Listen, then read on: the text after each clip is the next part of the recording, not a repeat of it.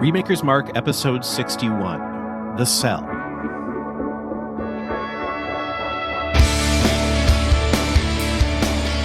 Hello, everyone, and welcome back to Remakers Mark. Here we are in the second part of our discussion of the psychological horror-ish thriller, The Cell. With me, as always, are my friends Andy Wicks. Andy, one, how are you doing tonight? And two, just cuz, are you a J-Lo person or a Mariah Carey person?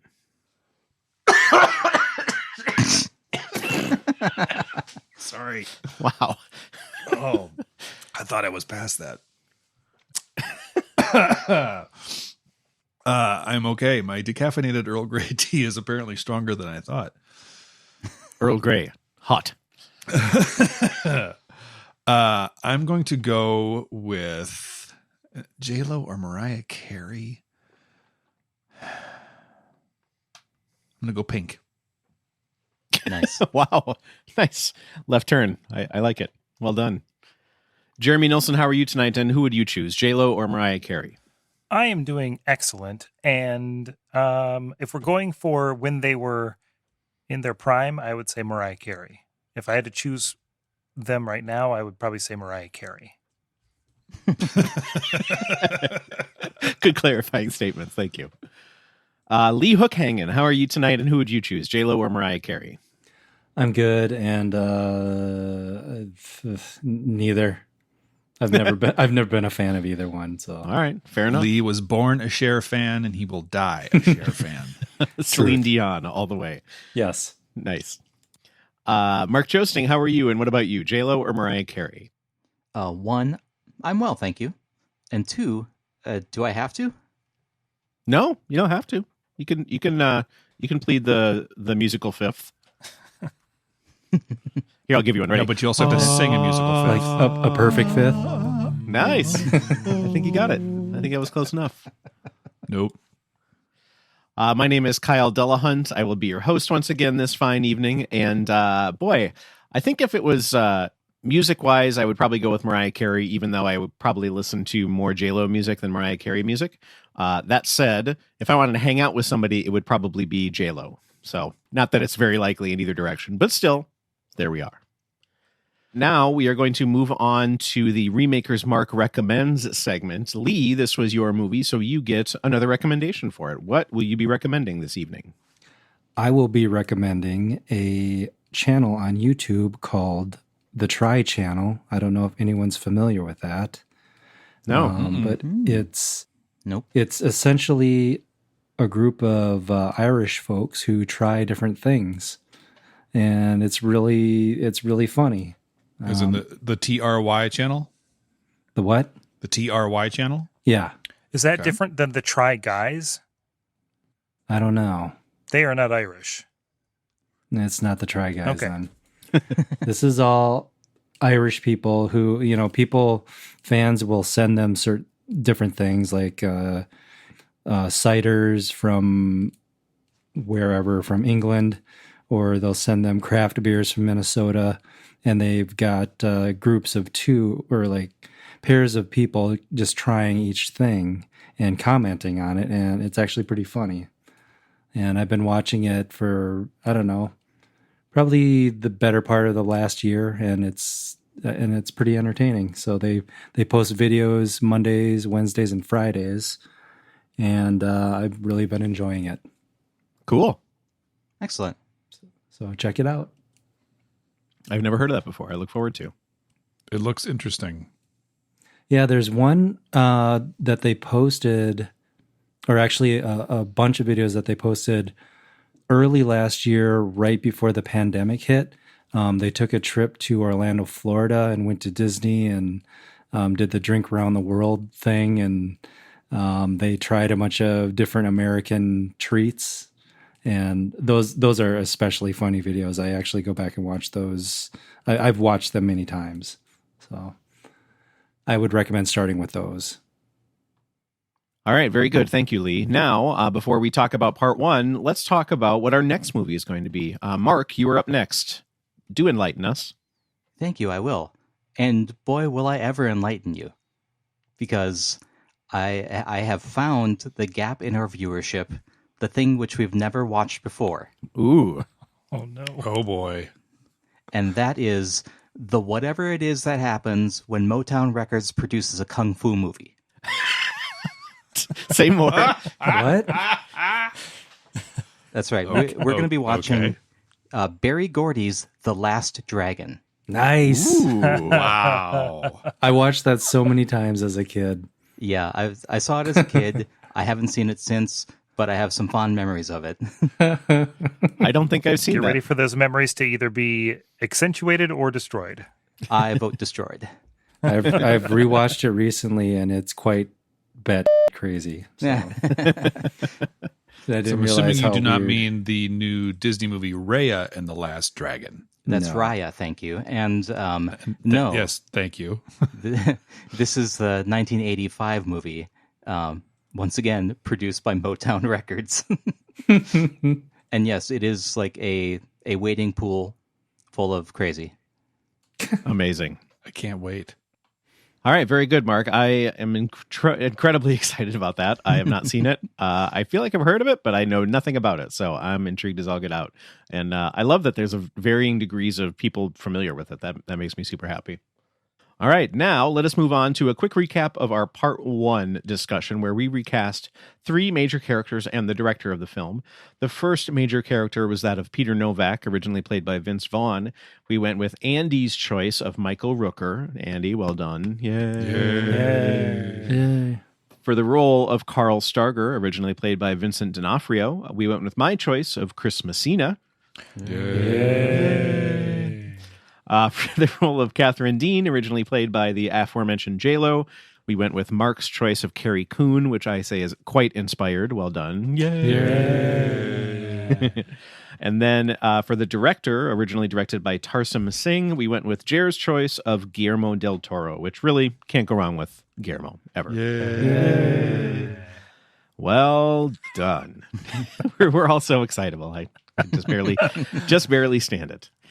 Okay, so now let us talk about the film as a whole. So we're going to be talking about what we liked about the movie, what we maybe didn't like, what we change, and what we appreciate. Kind of the plot, tech, and filmmaking things. First thing that we want to talk about is the thing that I think gets the most attention for, which is its production design and style. It has a lot of both.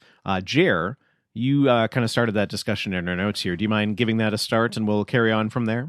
I'll start my segment of this with the subheading for this particular chapter, which is, oh boy. Yes. I think that without the amazing cinematography and visuals of this movie, it would just be a really bad Silence of the Lambs ripoff. And I think it really gets set apart by what it did, both CG wise, but then just really the set design and the costume design, and just this movie is filled with so much wonderful imagery and also the soundtrack is really great and creepy. But I watching it for the podcast, that was the first time I'd seen it since, I don't know, probably 10, 15 years or whatever. And it was still very unsettling to watch, both because of some of the really graphic visual images in it, but then also just it's an unsettling movie. They do some really great things with some audio cues and visual cues, and there aren't very many like jump scares, but it's just creepy, and I appreciated it for that. I even though I knew what was going to happen because I'd seen it before, I'm still watching it off balance. It's kind of a similar feeling to The Shining, which always sort of keeps you not quite comfortable as you're watching it. And I thought that it did a similar thing in a very different way. Yeah, well put. It's a different mood than The Shining, but I think the end result is the same. And it's hard to watch The Shining now with 1975 eyes. Is that right? Something like that. I feel like that would have felt even more powerful then. Not, not like it's not powerful now, but I think you know what I mean. You know, it's definitely feels like a movie of that era, but still is highly unique. And I would say the exact same thing of this. What did you guys think about the inside world versus the outside world? I mean, I feel like the outside world was a little bit of a throwaway, like outside of the brain, I should say. Whereas the inside world had so much attention paid to it. I think it was fine, but I was curious to see what you guys thought as far as how, you know, did they just kind of blow their wad on the inside the brain stuff, and then it was like, yeah, then there's stuff out in the real world too. I kind of feel like they could have made the outside world feel more boring. Oh, interesting. I agree. There's a contrast between what happens inside the mind and what happens in, you know, real life, and I feel like they could have played that up. You know, maybe desaturated colors or something, but yeah, there was a lot of just normal that took place in the real world, and a lot of really, really not normal that was inside a Starker's mind. I think that the normal stuff could have been just boring, and it would have played to great effect. Okay. I think it actually did. I mean, it's the outside, the real quote real world is, you know, it's very pedestrian and very plain, and it's nothing to look at. And I think that just accentuates everything that you see inside his mind. And yeah, I mean, they could have taken that even further and just made it even more boring. But you know, it was pretty boring already, and I think that worked. Even the way that it was filmed was not exciting. It was a lot of static camera shots, and it almost felt in a lot of ways like an episode of Law and Order. Yeah. Outside there was Interesting. There was not a lot of big sweeping helicopter shots. There might have been a couple watching the cars, you know, the car drive out to the farm and whatever else. But for the most part, a lot of the conversational pieces and the meeting with that family and everything else, it was all very static camera, just sort of like point and shoot sort of things. And then when you see, like in the beginning, when she's in a therapy session with that kid who's catatonic, you know, in that sort of desert setting, it's like all the camera shots are very sweeping, and they're very wide shots. They're showing all of the scenery, and it's very colorful. I think that's kind of a nice contrast to what, you know, the way it was shot outside of that. Yeah, because the environment is not that different from where ultimately the women are being held. You know, it's kind of a desert. You know, it's a little bit less exciting, but yeah, it's not drastically different. That's a good call.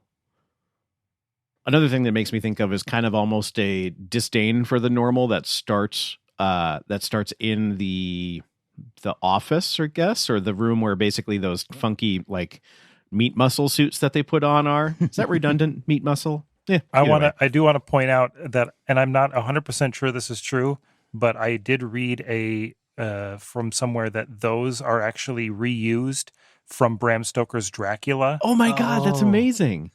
Because it's the same costume designer. Oh my God, that's great. Wow. Though that's his armor, and when he was Count Vlad. Yeah. Oh my God, that's so perfect. I don't know that that's true, but I read it on the internet, and it's irrefutable. That's all you need these days. That's right. And I really want it to be true. Oh my God, that's awesome. I Continue. love that. Thank you.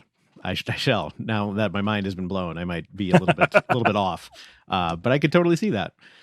You know, I think it starts there, and then all the magic in the movie happens inside the dream, or the, you know, world of the psychologist. Let's talk a little bit about kind of breaking it down here. I would love to look at the costumes. Mark, you made a point of that, and a little bit of the makeup too. So if you want to touch on that too. You know, as with life, I think that variety is the spice.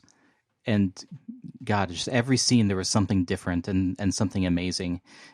In Starker's mind, he has so many different personas, and they're all dressed differently and in very weird ways. Like I imagine that some producer gathered the costume and makeup departments together and just said, "Hey, everybody, remove your filters. Yeah, just do whatever the hell interests you." because there were some very, very unusual things happening in this movie. I loved it. I think that might be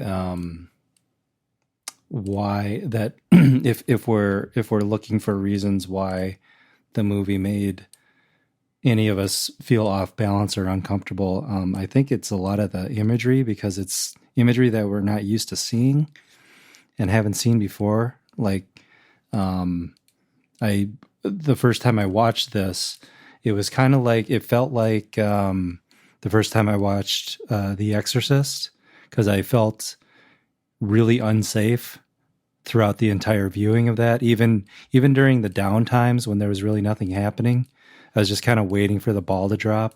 Mm-hmm. Yep. And that's exactly what this movie made me feel. And I think it has a lot to do with, because the imagery was so different and so out there. Yeah, it is pretty alien. It's nothing that we're used to, nothing that's comfortable.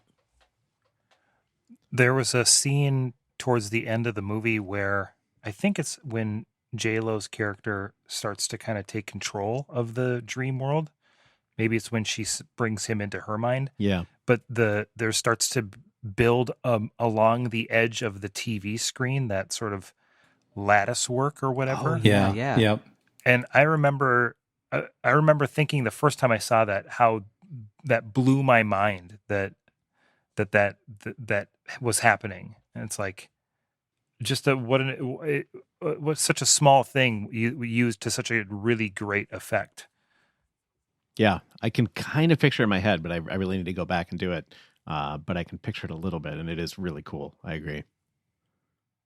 So we've talked about the costumes, the makeup a bit, and then the last thing I want to touch on, sort of, is the special effects in the movie. So, we've talked a lot about how the production design goes into that, but the special effects certainly play a big part in that.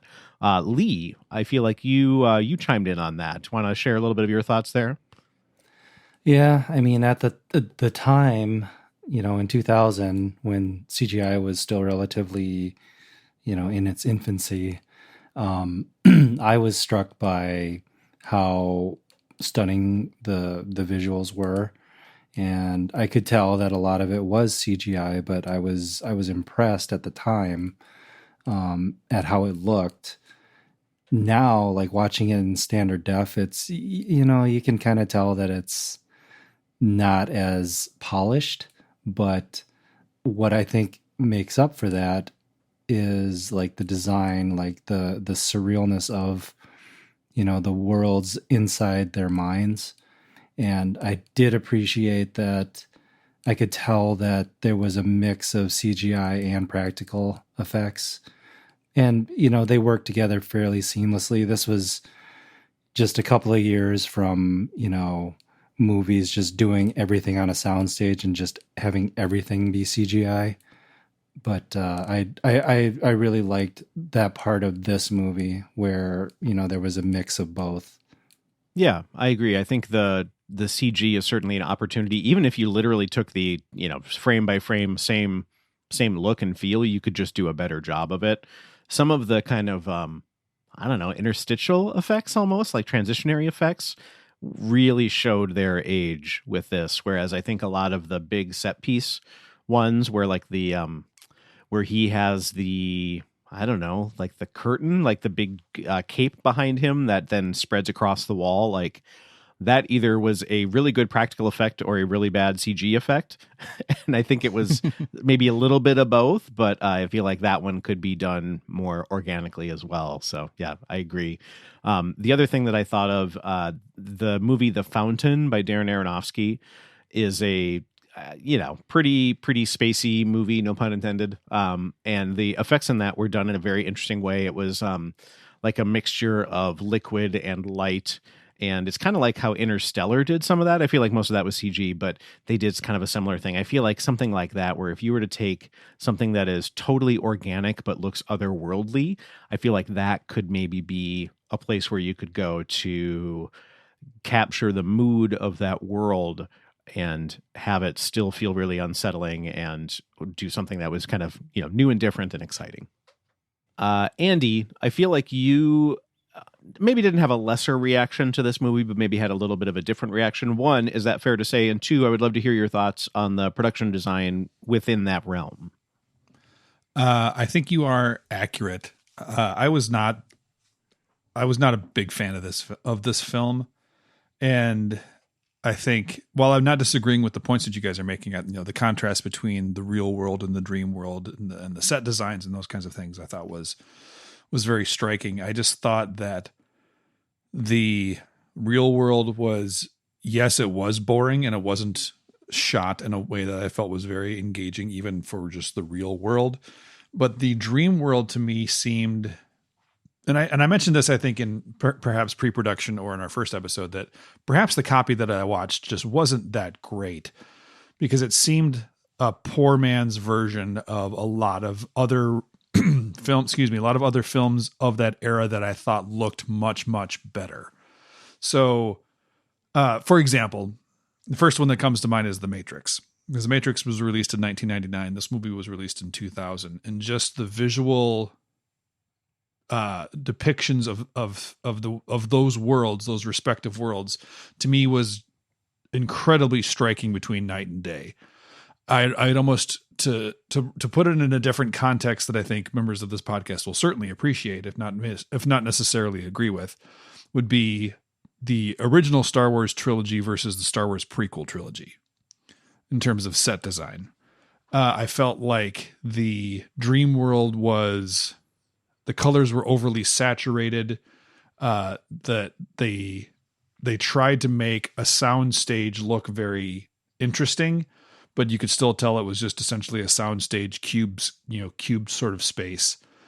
And it just didn't engage me very well. So, that was kind of how I came away from this film, was that it seemed like it was trying hard to be visually stunning and maybe relying on that a little too heavily for what I felt was in the end, maybe a story that wasn't developed really well. Yeah, I can't say I argue with you in that. I feel like if you were to break it down in terms of the plot of the movie, etc., that it's not a spectacular movie. I think it depends on how much that can wash over you and whether it bothers you. And I think if it can wash over you, then you're in, and it's not a guarantee that you are. So I feel like it makes sense how you can hear pretty different reactions between those two. I could see it being a pretty polarizing movie. Andy, am I hearing you right that you're saying that Carl Starger is Jar Jar Binks? That's what I heard. Yep, that's pretty much what I said. Oh, yeah, originally the name of Jar Jar Binks was Starger Binks, so it makes perfect sense. Carl Binks. It just didn't test as well. No, and I want to be careful. Like, I thought the character of I almost said Carl Binks. The character of Carl Starger was very interesting and engaging and things like that. But the other characters, I was like, whatever. So I'm getting off topic. Beautifully off topic. Okay, so let's move on. And this is an interesting movie in the role of trauma, or the role that trauma plays in it. Jer, you had some really interesting points about that I would love to hear about. Yeah, I don't even really know how to start this conversation, but I think that the movie speaks very boldly about what trauma is and how trauma affects the brain. And like all Hollywood, it's not all accurate, and it's not all, a lot of it's played up for dramatic effect. But I think that it actually does a reasonably decent job of looking at what trauma does to us. And I give them props for trying to tackle a topic like that in a way that doesn't just turn it into pseudo science and plot devices and just trying to use it to make something more exciting or whatever. There are not a lot of big blockbuster movies that work with trauma in effective and kind ways. another one that comes to mind. I think that there are more properties that are taking that challenge on here in the recent past, and I think that we're at a period in history where that's a topic that is more openly discussed now, and so I think that we're seeing a lot more of that come out in movies. The one that I would think of off the top of my head, or that would point to off the top of my head, is the seasons of Stranger Things. I think that's a little bit more of an allegorical take on it, but that is definitely a series about trauma and how trauma is a monster. But if you look at that, especially the second season after the events of the first one, and how a variety of the characters were affected by and traumatized by the events of the first season, it really plays a very effective it plays very effectively at showing authentic trauma. And I think that The Cell does something similar in that it shows effective trauma, in that you look at how Carl Starger's brain has sort of morphed itself from these events that took place in his childhood, and they touched on that a little bit with the abuse from his father and things like that. But and how that sort of came sort of this key that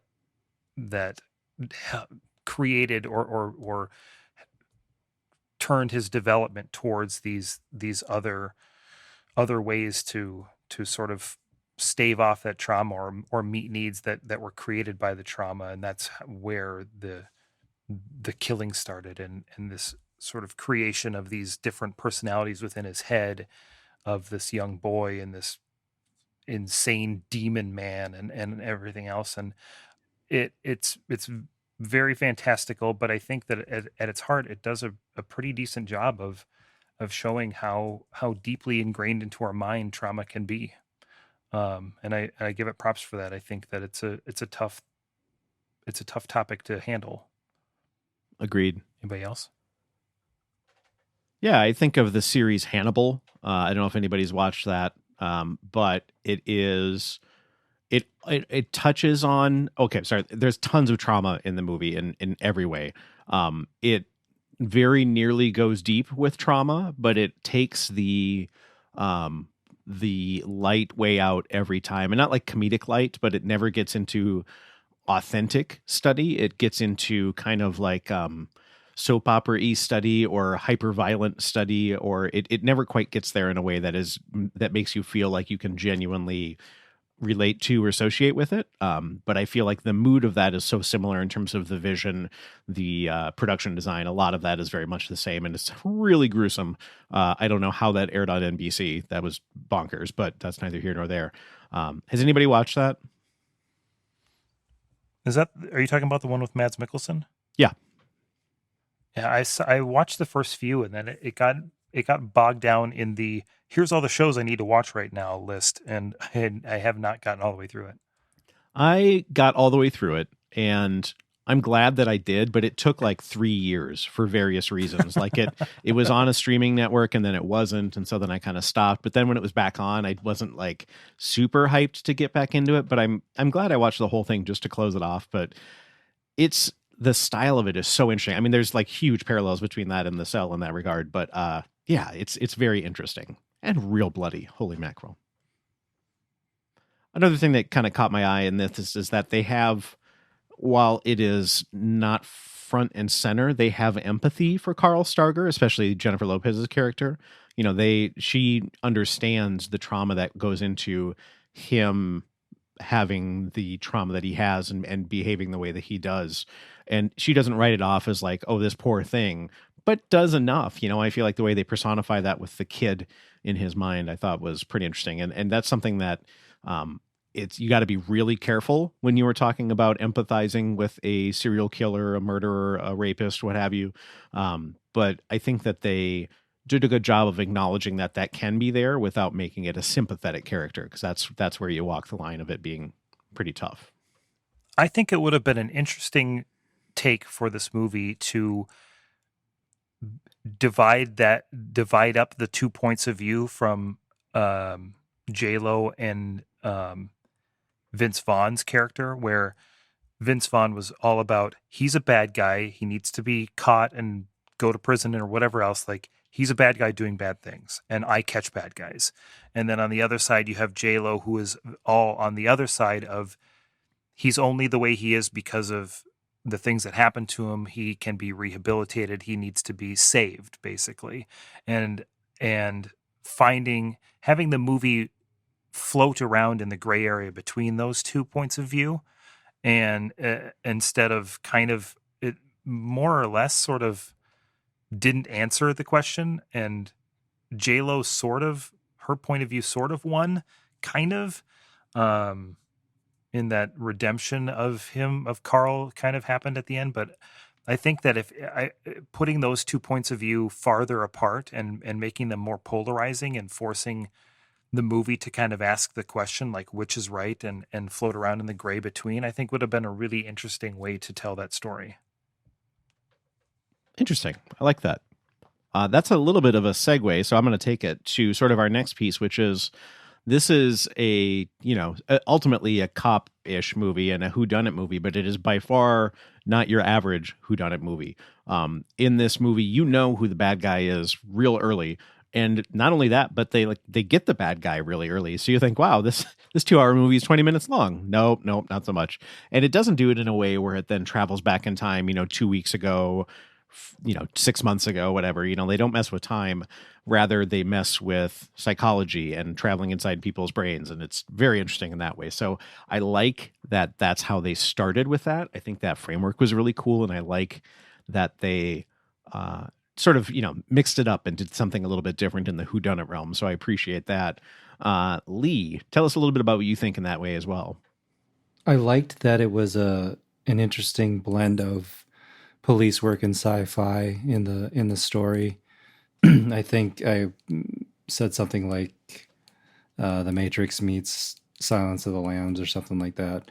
But that's what made it memorable for me was, I guess, the fact that most movies of this kind are the cops chasing the killer, and there's like a climactic chase scene and they finally get the bad guy in the end. But here they get him immediately, and it becomes all about the expressed goal is not finding the killer. It's about finding his latest victim, which I think is it's a nice twist on that kind of detective story that I really found interesting.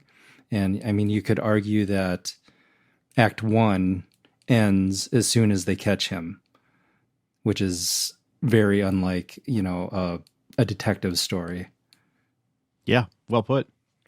That said, it sounds like we do have some scruples with some of the police work in there. Jared, do you want to touch on that a little? That's not what a scruple is. Sorry. We have some qualms. How about that? Perfect. Umbrage? Umbrage. There we go. Is this an umbrage moment? I think we have a genuine umbrage. Well, I guess my only umbrage with it is that the way that the case was solved was essentially a MacGuffin of sorts, where all they had to do was find this one symbol that Vince Vaughn happened to see in the dream world, that they also saw at the very beginning of the case when they were collecting evidence and doing, police work. And he then, made the connection, oh, maybe this is the thing. And they tracked down where the symbol came from, this thing, which was here in this farm, or like it was the symbol was what led them to where it should have been, which you would have thought as, policemen, that they would have researched that symbol that they found in the basement of the killer's lair from the beginning, and it didn't need to have to come from a dream world. So, yeah, good old-fashioned police work my ass. Mark, you had an interesting point that I skipped over earlier, but I think it fits in really well here, which is you had some wishes that this was actually longer, which is not often the case. Tell us a little bit more about that. Yeah, it's not a reaction that I have very often to a film. but I feel like there's a lot of compelling story in this movie, and I think a lot of it was given kind of short shrift, and they could have spent more time just letting things breathe. I think that some things just came too easily in the investigation inside of Starger's mind. When Peter is trying to snap Catherine out of it, where she believes that it's real, and he's having his intestines reeled up on a spit. No big deal. No big. It takes him all of one reminder of her real life, and then all of a sudden, then she's stabbing Starger in the back, and it's happened pretty quickly. When they're looking for clues for where the victim might be, they find that symbol right away. I don't know. I feel like that's and they could have certainly spent more time on Starger's childhood as well. Yeah, good points indeed, Mark. Let us move on to the performances here. Mark, let's go back to your well there. What do you have to say about that? 2 words. D'Onofrio. Wait, is that one or 2? Maybe that was 3 words. Oh, okay. It's a word and a glottal stop. Yeah, there we go. Say more. No. Yes, I will. His performance was, let's say, invested. He really, really inhabited his character Z. I feel like every time he was in a new costume, he was a different person, and he brought just so much performance with just acting with his whole body. I thought it was pretty amazing, and I really hope that he took dance classes or something in order to pull that sort of performance out. Wouldn't surprise me. That's just an entertaining image in my head. He's one of the best actors ever. He's such a chameleon. When you think of A little like Meryl Streep. Yeah, kind of. But when you think that this is the same guy who played Private Pyle in Full Metal Jacket, yeah, those characters could not be any different. Yep. The villain in Men in Black, Sugar Water guy. And he's amazing in all of those. Everything that he does is just, he's an absolutely incredible performer. Well, even the characters that he plays in this movie it's not just that he changes his voice and puts on a wig or something. They are different, completely different people. The way that he carries his body and the way that he moves and the way that his face moves when he talks, and everything was just so drastically different. Yeah, it was incredible. I agree. Yep. Completely. There are not many actors and actresses in Hollywood that can do that to that effect. Yeah.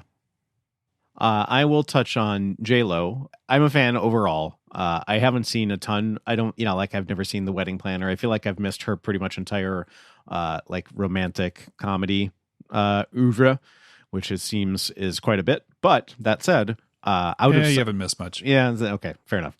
That said, Out of Sight is one of my all-time favorite movies. I think that is just about a perfect movie. I'm a huge Soderbergh fanboy, and man, is that movie good. And she is astoundingly good in that movie. I just think that is a amazing performance and an amazing film. That said, she kind of is kind of whispery in that movie. She plays an FBI agent. And she has her shouty moments, but mostly it's kind of seductive, her and Clooney doing their thing, which is amazing.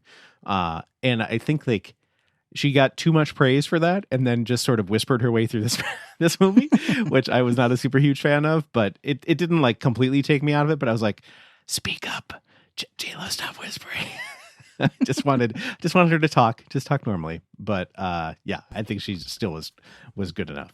And we talked a lot about maybe that was in her contract that she, in order to keep her singing voice protected, she had to whisper. Oh, all of her interesting. lines. Bringing the Celine Dion factor in one more time. Nice. That's the name of this podcast now, by the way, is the Celine Dion Factor. All right, so last but not least, let's go with our ratings of the film. This will be 1 to 10 stars, 1 being one of the worst movies you've ever seen, 10 being one of the best movies you've ever seen, in the scale of your choosing. Lee, since this was your pick, we will start with you. I will give it 8.5 sliced horses. Ooh, that scene is pretty rad and awful, Yeah. but pretty rad. There are so many scenes that are just straight up copying famous works of art, that being one of them. Yeah. Every one of them is done to such wonderful, disturbing beauty, I guess is the best way to put it. Yeah, I meant Agreed. to say that in the first part when we were talking about the production design. I feel like they did an okay job, though they could have probably done a little bit better, other than just like, hey, look at this art in his office, of like what inspired him. I feel like that could have been, if we had the longer version that Mark talked about, I feel like that could have been tied into more. If you've seen Red Dragon, the speaking of more Hannibal Lecter-y stuff, the one with Edward Norton and Ralph Fiennes, that one kind of has a similar, like they go much more in depth on one specific work, but it really helped inform who the character was. So I feel like they could kind of, go to that end a bit. Sorry, didn't mean to hijack. Good choice. Andy, how about you? What would be your rating of the film? I'll give this one 3.8 really elaborately constructed and hidden torture cells. You kind of stole mine. I was going to do worst dunk tanks ever. But yours is better. I'll think of another one suddenly. Got wixed. Dang it. Yes. That's amazing to get wixed by that. Yeah, and I backed into that one, that's for sure. I'll take it. Nice. Jared, how about you? I liked this movie, but I think through the course of our conversation, I've liked it just very slightly less. Maybe that's just Andy rubbing off. We're on me, but critics. Yay! That's true. I'm gonna give this one 6.8 bathtub disembowelments. Ooh. Yeah. Are there any other kinds? Probably. Yeah, you're probably right. And Mark, how about you? What is your rating? I am going to give this one 8.5 intestine reels. Gross.